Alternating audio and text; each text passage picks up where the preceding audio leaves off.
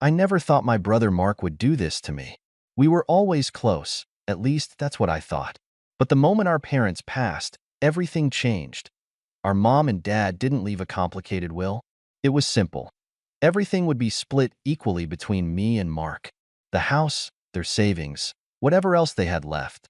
They trusted us to figure it out together. That's what they always said. You two take care of each other. It should have been that way. But Mark saw things differently. When the will was read, everything seemed fine. We were both left half of the estate. But as soon as we walked out of the lawyer's office, I could see the shift in Mark. His eyes didn't look like a son grieving for his parents anymore. They looked like a man thinking about what he could get, what he deserved. At first, I thought maybe I was overreacting. After all, this was my brother. But over the next few weeks, things got weird.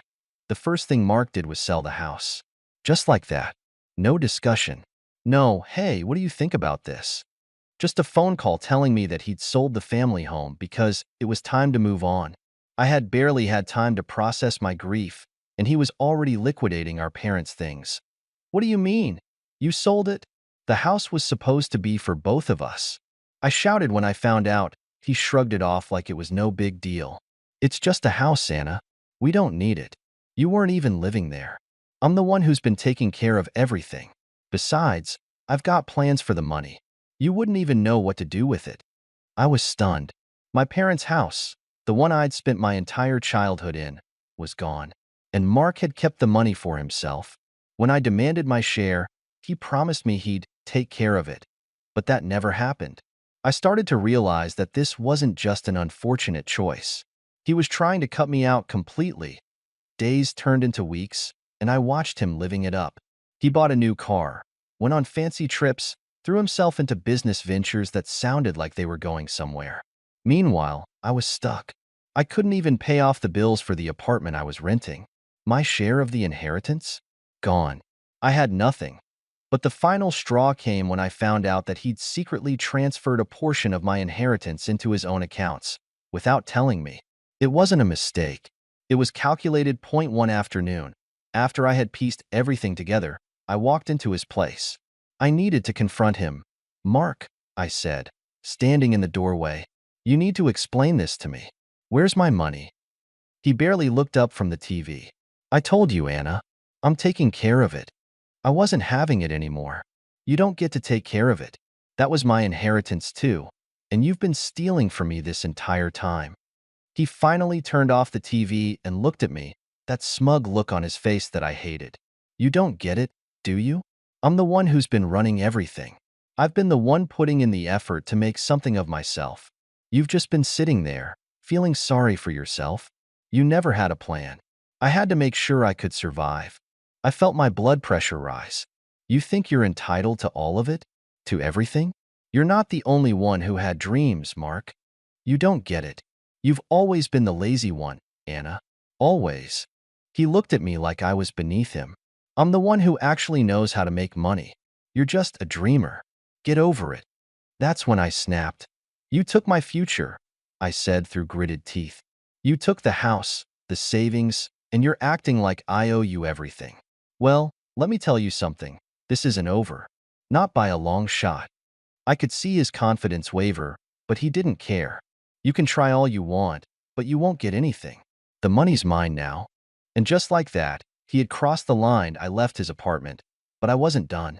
I had a plan, and it was time to make my move. First, I started tracking every transaction I could find. All of Mark's business deals, his investments, the accounts he had set up with my money. Every little thing he was doing to cover up his tracks. But the most important thing? I had one card left to play. The inheritance he forgot about, the one that could have ruined his reputation. He was so sure he was untouchable that he didn't even notice the danger creeping up behind him. And when I exposed it, when I exposed everything, that's when his world would come crashing down. But I wasn't going to do it just yet. First, I had to make sure I had all the pieces in place. The first thing I did was hire a lawyer. Not just any lawyer, someone who specialized in trust and estate law. I knew Mark had been too careless with his moves, and I had to make sure I covered every angle. If there was one thing my parents taught me, it was that you never go into a fight without being prepared. It wasn't easy. My lawyer, Grace wasn't thrilled about the idea of going after my brother, especially with the family being so involved. But she could see the facts. Mark had broken the rules. He'd manipulated documents, forged signatures, and hid large sums of money in offshore accounts. But the real kicker? He'd gotten himself into more trouble than I could have imagined. When Grace ran a background check on Mark, we found out he wasn't just being shady with my inheritance. He was also in serious debt. His business ventures were all funded by high-interest loans, and if one thing was clear, it was that he was sinking fast, so I waited. I watched him spend recklessly, holding on to this illusion that everything was going to work out for him. But it wasn't. Then, one day, the phone call came. "Anna, we found it," Grace said, her voice low. "Mark's been using your money as collateral for a loan with a private lender. It's a loan he can't pay back. If we act fast, we can expose everything." I felt a rush of adrenaline. This was it. Mark had dug his own grave, and now it was time to push him into it. The next day, I showed up at Mark's place, feeling more determined than ever.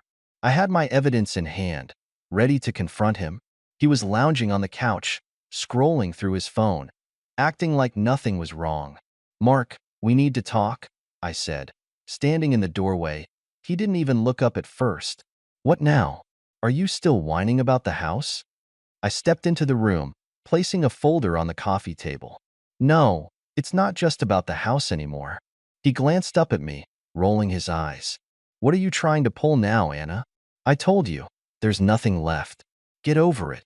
I opened the folder and slid a series of documents across the table. "You're in serious trouble, Mark. The money you've been playing around with? It's not just my inheritance. You've been using it to cover your debts, and now the lender wants their money." His expression faltered for the first time. "What are you talking about?" he muttered, grabbing the papers and scanning them. "I've got everything right here," I said, watching as the color drained from his face. "You thought you could do this to me and walk away clean, but you're about to lose everything." His hands shook as he held up a piece of paper. "This isn't real. You can't do this. I'm going to make sure you do the right thing." I interrupted, my voice icy. "Either you pay me back what you owe me, or I'll make sure this all comes out. I'll go straight to the lender, tell them what you've been doing, and watch you lose everything. The house, your car, your so-called businesses. I'll make sure the world knows what you've done with our parents' legacy." For a moment, Mark just sat there, staring at me like he was processing everything. He opened his mouth to say something, but no words came out. I could tell he was panicking. He didn't know how to talk his way out of this one. "I'll give you a week, Mark. A week to come up with a plan. If I don't hear from you by then, I'll expose everything. This is your last chance." He stood up quickly, his face turning red with anger. "You think you can control me, Anna? You think you can push me around like I'm some idiot? I'll destroy you first." I didn't flinch. "You already have. But I'm not going down without a fight. Not anymore." With that, I turned and walked out of his apartment, feeling a weight lift off my shoulders. But as I walked away, a sick feeling crept into my stomach. Mark was dangerous when he was backed into a corner.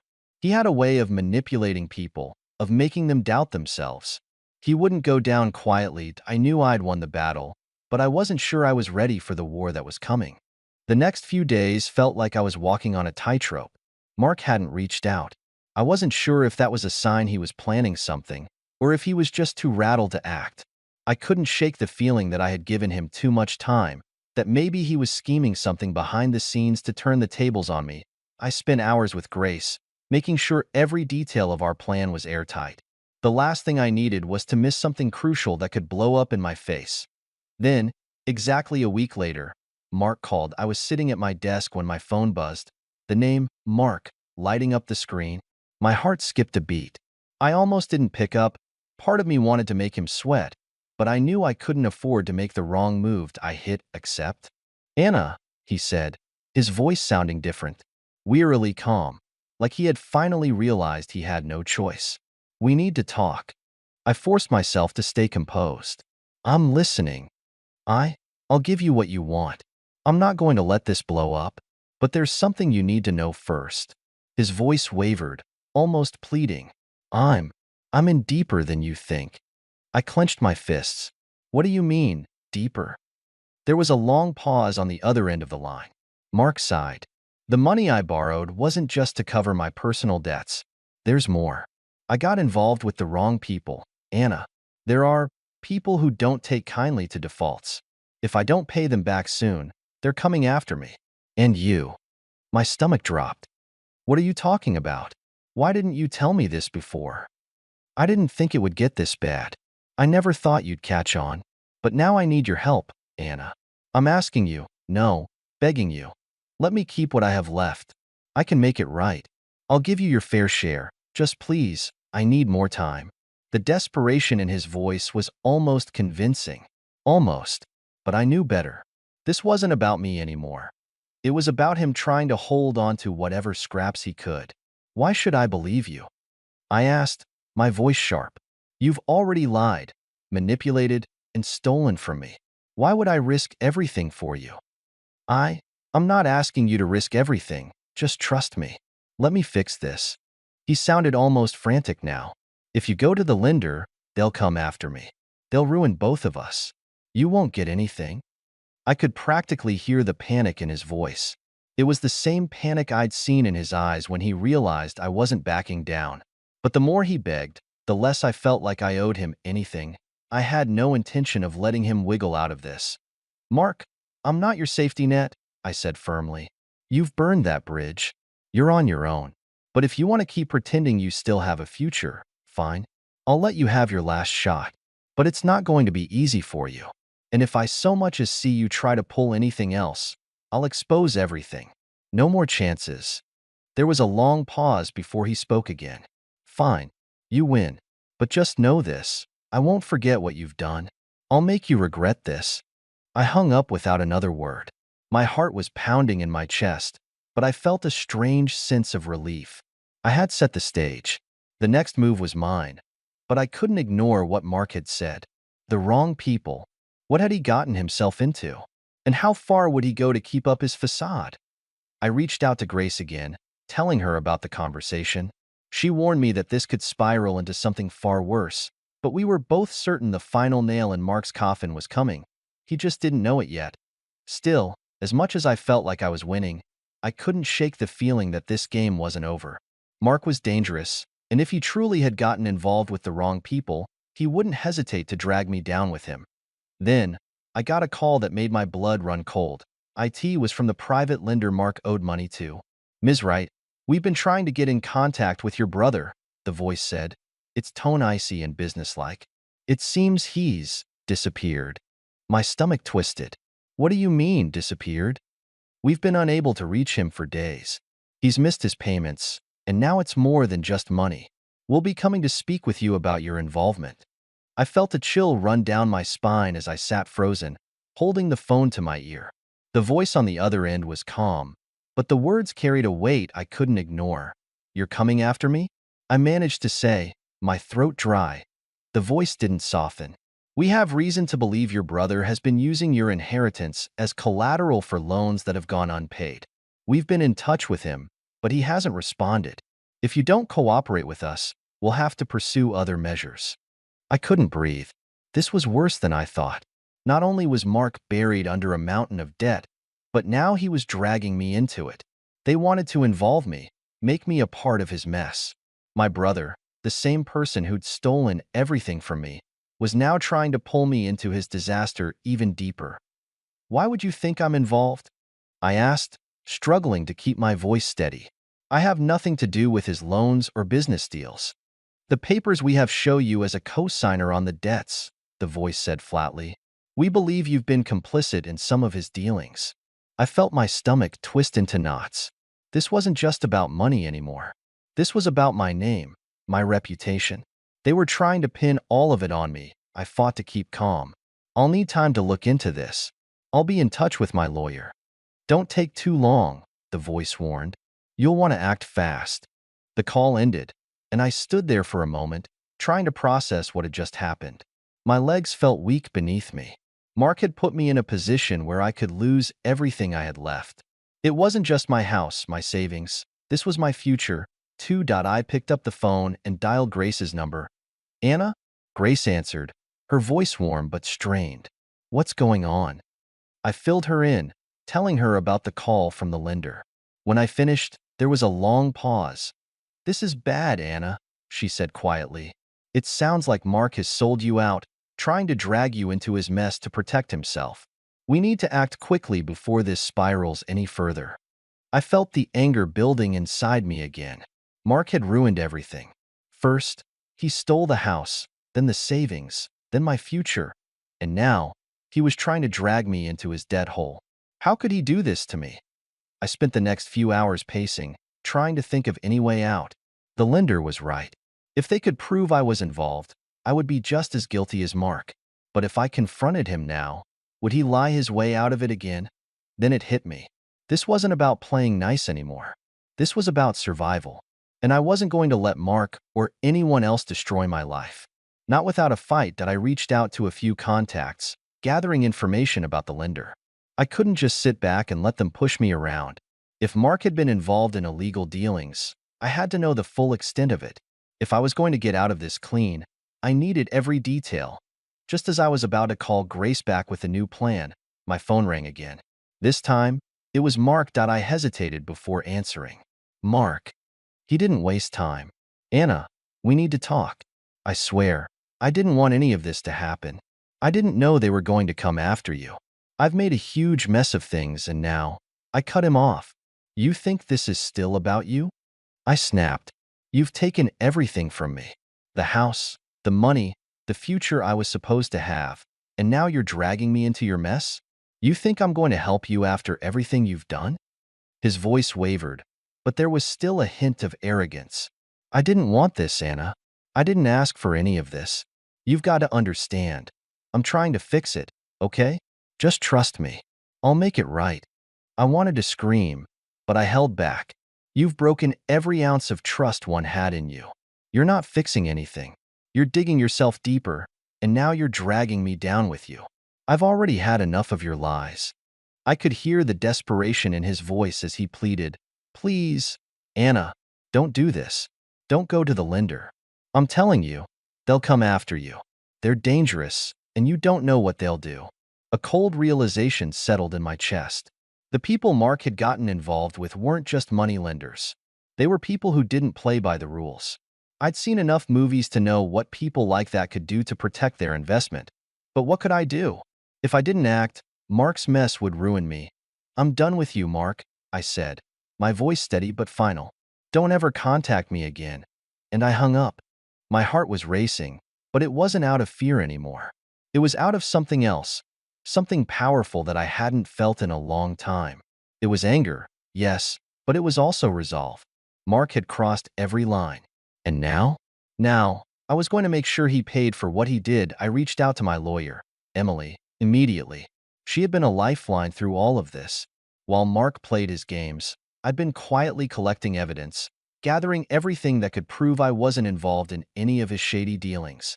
I had no intention of being dragged down with him. By the time I met Emily in her office, I was already feeling the weight of the situation lift off my shoulders. She looked over the documents, her eyes scanning through the details of the case. Anna, she said after a moment, leaning back in her chair, you did the right thing by cutting ties with him. I've gone over the paperwork, and I've got some good news. You're not on the hook for any of this. My chest tightened. What do you mean? The lender said I was involved. She cut me off with a small smile. They're full of it. I've contacted them and reviewed everything. Your name was never legally attached to the debts. Mark tried to use you as a scapegoat, but we've made it clear to them that you had no part in any of his dealings. They were bluffing. I let out a breath I didn't even know I'd been holding. So I'm clear? No more threats? Exactly. It's over, she said, pushing a few papers toward me. And we've also got something else. Remember how I told you to track every detail of his financial situation? Well, I found something. Mark's been using your inheritance as collateral for multiple loans, and he's behind on a few of them. But here's the kicker. The lenders don't have legal grounds to go after you, and Mark has no more bargaining power. His creditors are going to cut him loose. The best part? They'll be taking him to court soon. We're talking fraud and misappropriation of funds. He's done. I stared at her, shocked. The weight I'd been carrying for months had finally lifted. It wasn't just that I was free of Mark's mess. It was that he was about to face the consequences of everything he'd done to me. "I can't believe this," I whispered. I thought, I thought I was going to lose everything." Emily gave me a reassuring look. "You didn't. You did everything right. And now Mark's going to pay the price for what he did to you." A mix of emotions flooded through me. Relief, joy. But there was also something else, satisfaction.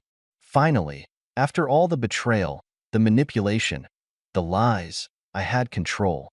And now, Mark would have to face the reality of his actions. The next few weeks went by in a blur. Emily's firm sent a formal letter to the lenders, shutting down any further claims against me. Mark, meanwhile, was left with nothing but his own mess. The court case was coming, and there was nothing he could do to stop it. The truth was out. The creditors knew everything. His lies had finally caught up to him. I stayed out of it. The last thing I needed was to get tangled up in his mess any longer. My focus shifted to rebuilding my life, starting with my house. I took back what was rightfully mine, and with Emily's help, I even started a plan to start fresh. For the first time in a long time, I was excited about the future. A month later, I ran into Mark at a coffee shop. I had to admit, seeing him, looking haggard and broken, his once confident demeanor shattered, felt oddly satisfying. He didn't recognize me at first, and when he did, his face twisted into a mixture of disbelief and anger. "You," he stepped forward, his voice sharp. "You did this? You had me thrown under the bus?" I gave him a cold, steady look. "No, Mark. You did this to yourself.